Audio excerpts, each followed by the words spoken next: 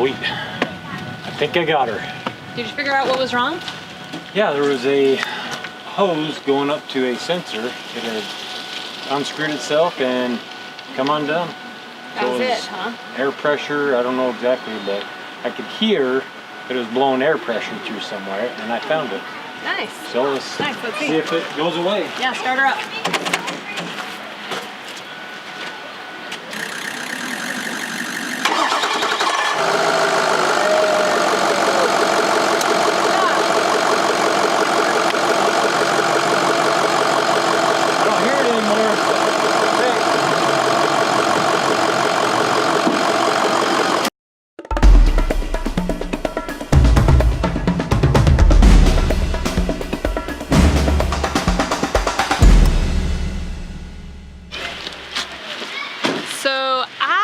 Tell you a little story about our girlfriend here, Rusty.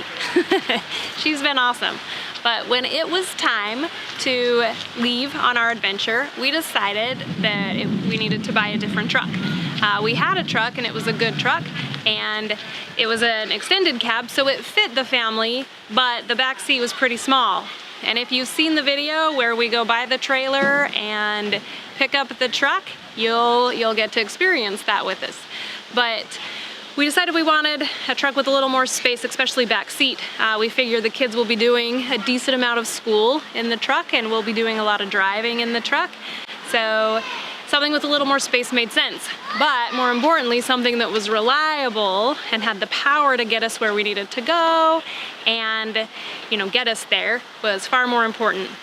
So we look at a bunch of different options, and we're shopping around and shopping around. We spent a couple months actually looking and shopping for trucks. And I told Mike, I said, hey, you get to pick the truck and I'm gonna pick the trailer. And that's gonna be a really good idea.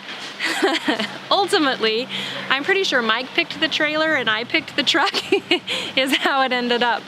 But I saw this truck online and I thought, man, that's a beautiful truck. It's red, which is awesome when your last name is all red. You need a red truck, right? And it was priced great. Some of the other trucks we looked at, the payment on those trucks would have been, 2-3 times as much as good old Rusty here. And so due to budgetary reasons, we went with Rusty. And as we took her in to get new tires put on very first, they can't get the tires off. Everything was rusted together so badly that they couldn't even put the new tires on that first day. So they take the tires off, they tell me they can't do anything, and I'm like, it's fine, you can mangle it if you need to. The stuff, I don't even know what the pieces are called, but on the hubs, there's this metal thing, and they were beating it to death trying to get them off, and they couldn't get it off. So they put my mangled tires back on Rusty, and we go home, and I found a different tire shop that was able to finally get those out in spite of all of the rust and corrosion that had happened. And so that's where she began. Shortly after that, we needed to put a new hitch, and that just allows us to travel more safely, right? But we had to take the old hitch out of the truck and put the new hitch in, and that old hitch would not come out. Also, there's another video on that where Mike finally and eventually, like 4 days later, is able to get the hitch out so that we can put the new one in and go pick up our trailer the first time. So those were some funny things about Rusty right from the beginning, and that's actually where she got her name. That's why she's Rusty, is because of all the rust and corrosion going on with her. As we have driven her and had more experience with her, she's been awesome, and we absolutely love her.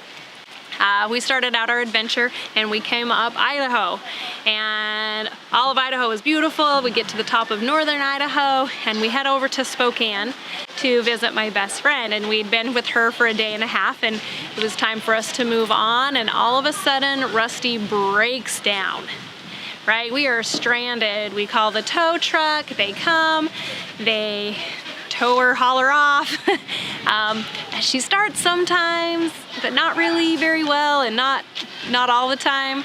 And It's the weekend, so there's not much we can do. It's hard to find a mechanic on the weekend, we've learned. And so we finally found somebody who could come and have a look at it. They hook up the computer to tell us what's wrong, and like nothing's wrong. It just won't start. There's nothing wrong, she just won't start. So they fixed a little something or another, and we're on our way. And we get back into northern Idaho, and we're just right on the Canada border. I mean, we are 14 miles from heading into Canada, and she breaks down again. Luckily this time we're in a beautiful campground, and we're already situated, and it was a beautiful lake, and the kids loved it, and we had a fabulous time. And luckily my parents were with us by then, and they could help, run us back and forth into town. We call another tow truck and haul her down to a mechanic, and there they find that the computer has a problem. And so we replace whatever computer thing. I don't know much about trucks and mechanics and stuff, but my husband, thank goodness he does. But the mechanic that we went to that day, he, suggested we try replacing that computer. So we did, decently expensive, and got her done. And now she just fires up and she's running and she's doing great. And that's been probably 3 weeks that she's ran really, really well. And today we are in Michigan. We had just barely left Wisconsin, and we're in Michigan, and we're up on the northern peninsula, and it's beautiful here. Oh my goodness, I love it here. But this time we're just driving into camp. We had a destination of this campground right here. It's called Van Riper State Park, and we had made our reservation here, and we were headed to come camp here because we want to go exploring and see some moose a little bit later this week. And as we're maybe like 10 miles away from the campground, and all of a sudden the truck, Rusty, she starts making a weird noise, and she's blowing a lot of black smoke. She's still running, but it's not really looking good. Not looking good at all. We limp into camp, we get situated, took a little breather from her for a while, come back, and Mike's been under the hood and has finally got her up and going again. Didn't have to use a tow truck this time. That was awesome. And here we are. Now she's running again. So it hasn't been the easiest journey, right? It would be a lot easier if she was a truck that just, we get in, she's reliable, she runs, we head out, we go to where we want to go, and we're set. There's a lot of peace of mind in that. There's a lot of comfort in that. And obviously that's what we had anticipated, and that's what our desire was. But that hasn't been our reality. That's not how Rusty has ended up. But it brings me to a really beautiful place. And that is a place where you get to sit on your decisions. We all make choices in life. Every day we make choices.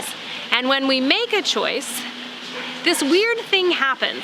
A lot of times, a lot of people and a lot of human nature is we make a choice. And then what we do is we spend the next little while regretting our choices. Wondering what would have happened if I would have chosen differently? What would have happened if I'd have chosen this? And we spend way too much of our energy worrying about that choice, regretting that choice, and wishing we'd have done something else. Mike and I, however, have decided to do something a little bit different with this choice. We chose Rusty. She's part of our family now. And we made a choice. We made the choice to bring her in. We made a choice to buy her. And with that choice, that led us to another place. And that is that we can love our choice or learn from our choice.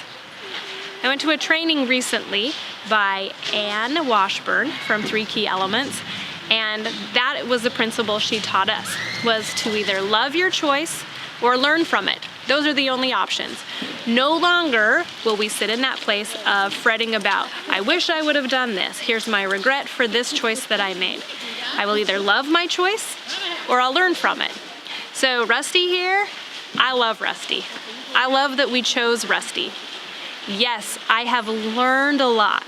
And next time, I will probably buy a Dodge. because I really do want that reliable thing. And our past experiences, that Dodge has had more power and kind of given us what we wanted, right?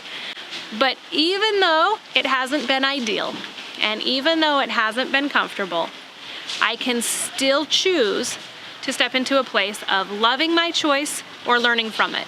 Those are my only two options. And as Mike and I have chosen to make that part of our lives and to be happy and okay with our decision, man, it's made this process so much easier.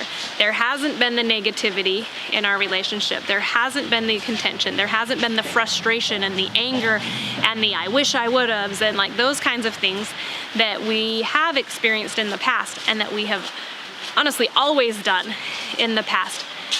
We chose something different. We chose to love our choice or learn from it. And in this case, we have done both. So I am grateful for this experience and what she has taught us. And I hope that you too will be able to take this valuable lesson the next time you make a choice, which, you know, is gonna be today or tomorrow because we're constantly making choices. And after you make that choice, don't get sucked into the, well, what if I would have chose something else, or regretting your choice. Keep yourself in a higher place. Keep yourself in a position and say, I love my choice or I learn from my choice. And that's completely okay. There's nothing wrong with learning from our choices and learning from our mistakes, if you will. It's the most valuable teacher that we have. So as you take that principle and you apply it into your life, it's gonna be amazing how much better your quality of life is and how much happier and more smoothly those things in your life will be. So enjoy, and always remember to love your choice or learn from it. Till next time.